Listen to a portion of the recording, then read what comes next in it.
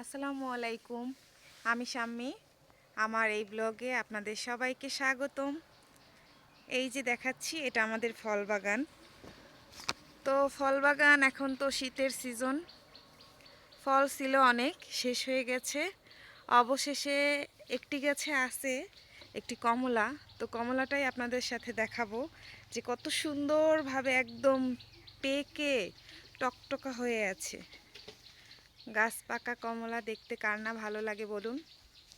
গ্রামের এই ফল বাগানটা যখন ফল থাকে অবশ্যই আবার আপনাদের সাথে শেয়ার করব। তো আজকে ফল নেই, তবে বাগানটা দেখাচ্ছি। ফল আছে একটা ওই পাশের ওই গাছটায়। তো চলুন আপনাদের সাথে শেয়ার করি আর গাছ থেকে ফলটাও ছিঁড়ে নেই। তো এই যে চলে আসলাম সেই ফলটা নেয়ার জন্য। আমার সাথে সাথে আমার মুরগিও আসতেছে।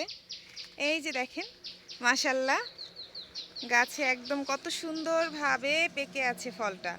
এই ফলটাকে গাছ থেকে নেয়ার পর যদি 2 দিন আমি রাখি ঘরে, তাহলে একদম খাওয়ার জন্য সুন্দর, খেতে ভালো লাগে আর কি, 2-1 দিন যদি ফল ঘরে রাখা হয়। তো এই যে দেখতে পাচ্ছেন, এই গাছটা ভরা ফল ছিল।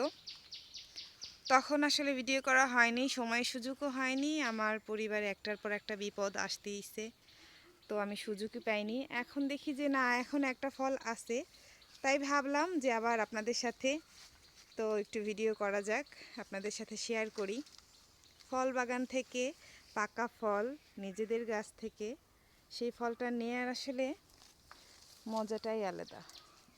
তো আমি একদম গোড়া থেকে দেখাচ্ছি। অনেকে হয়তো ভাবতে পারেন যে ফলটা মনে হয় আমি এইখানে করছি, লাগানো পিন টিন দিয়ে বা কিছু এরকম হয়তো ভাবতে পারেন অনেকেই।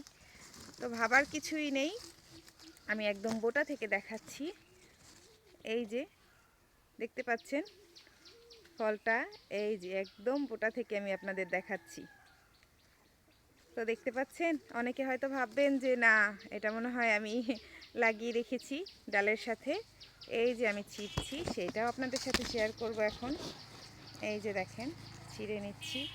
শক্ত আছে তো ভালোই, ছিঁড়তে পারতেছি না। আমার মেয়ে আমাকে সাহায্য করছে। এই যে মামুনি ফল ছিঁড়ছে না, 2 মা মেয়ে মিলে ফলটা ছিঁড়ে নিলাম। দেখাও, বন্ধুদের দেখাও। হ্যাঁ বলো, এই যে দেখো, এই যে আমার কমলা। হ্যাঁ একটু এদিকে তাকাও, এদিকে তাকাও। হ্যাঁ